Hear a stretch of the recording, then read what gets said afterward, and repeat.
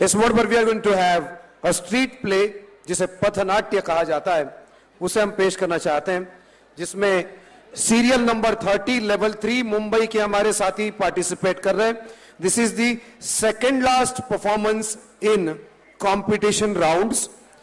बीनल मोरबिया, शैली मोरबिया, श्रुति मोरबिया, रुसीना मेहता, धर्मेंद्र पारेख, नयन पारेख, मिलन मोरबिया, चांदनी मोरबिया, हार्दिक मोरबिया।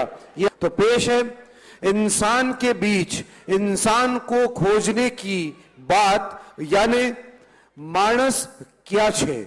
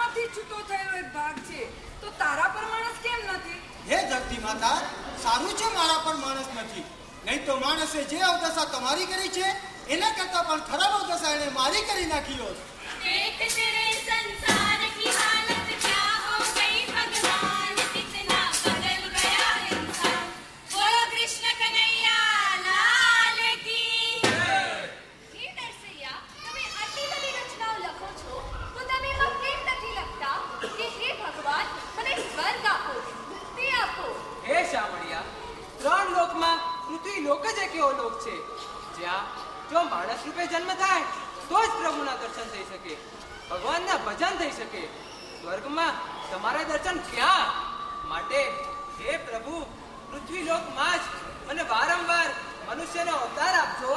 તથાસ્તુ. વૈષ્ણવજન તો તેને કહીએ છે વીર પરાઈ જાવે. અરે ભાઈ, તમે કોણ છો? ડોક્ટર.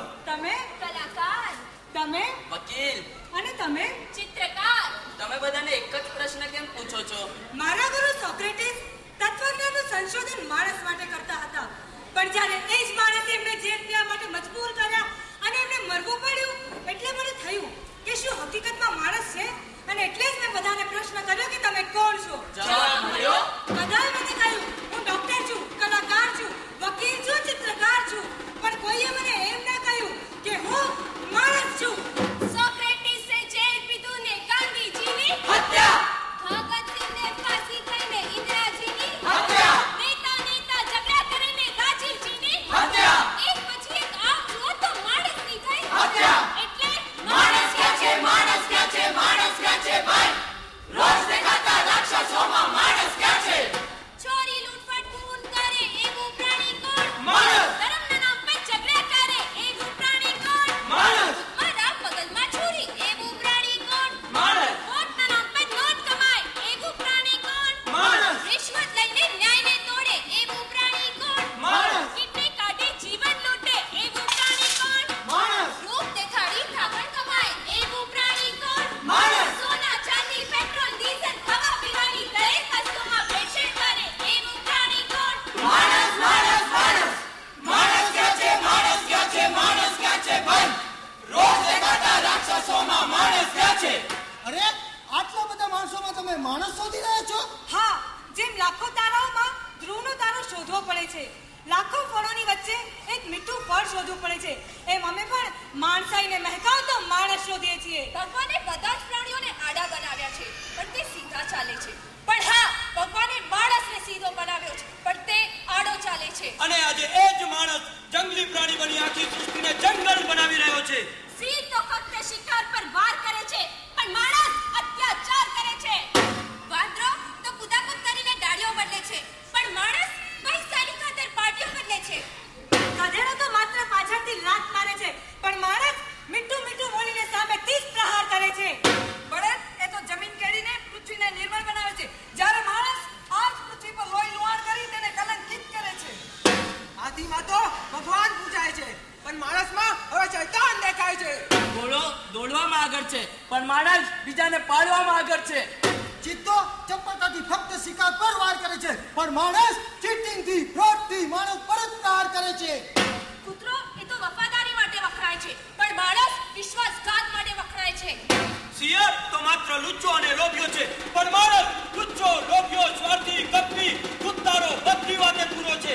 એટલે જ તો અમે કહીએ છીએ કે માણસ જય જીનેન્દ્ર, જય મહાવીર, જય જીનેન્દ્ર, જય મહાવીર, જય જીનેન્દ્ર, જય મહાવીર. અરે કોણ બની ગયું? માણસાઈ. માણસાઈ? હા, માણસની રીતિ, નીતિ અને પ્રીતિમાં માણસાઈ નથી. માણસના વ્યવહારમાં જે માણસાઈ નથી, એનું એક જ કારણ છે, જે માણસાઈને દીપાવે એવો માણસ જ હવે દેખાતો નથી.